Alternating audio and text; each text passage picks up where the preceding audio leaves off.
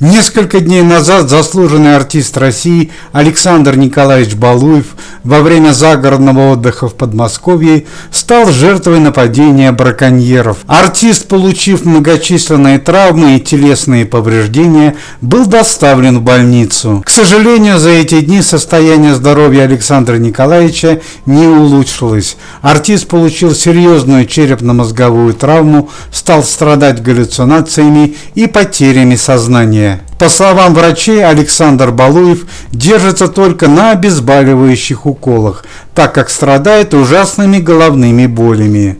Однако самым страшным для артиста оказался даже не факт травмы, а то, что среди нападавших браконьеров оказался близкий ему человек, которого он хорошо знал и делал много добра. СМИ сообщили последние новости о состоянии здоровья Александра Балуева и шокирующие подробности нападения браконьеров. 10 дней назад Александр Николаевич, находясь на рыбалке, заметил браконьеров и сообщил об этом в полицию. Однако в следующий приезд на дачу, неожиданно для себя, он становится жертвой нападения браконьеров, которые ворвались к нему в дом и нанесли телесные повреждения артисту.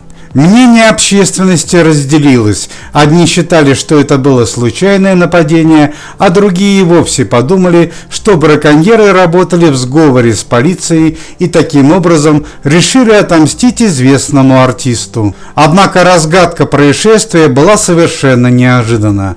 Когда преступники были задержаны, оказалось, что один из злоумышленников является бывшим одноклассником Александра Балуева. Виктор Степанович Пятницкий, 63 года, временно не работающий, бывший владелец торгового магазина, на данный момент бизнес-банкрот. Именно с этим человеком Александр Балуев проучился с 4 по 10 класс в средней школе города Москва. Очевидцы события рассказывают, что когда Александр Николаевич пришел в себя и узнал, кто был среди нападавших, артист схватился за голову и беззвучно зарыдал. По словам самого Александра Балуева, с Виктором его связывала не просто учеба в школе, а настоящая мужская дружба.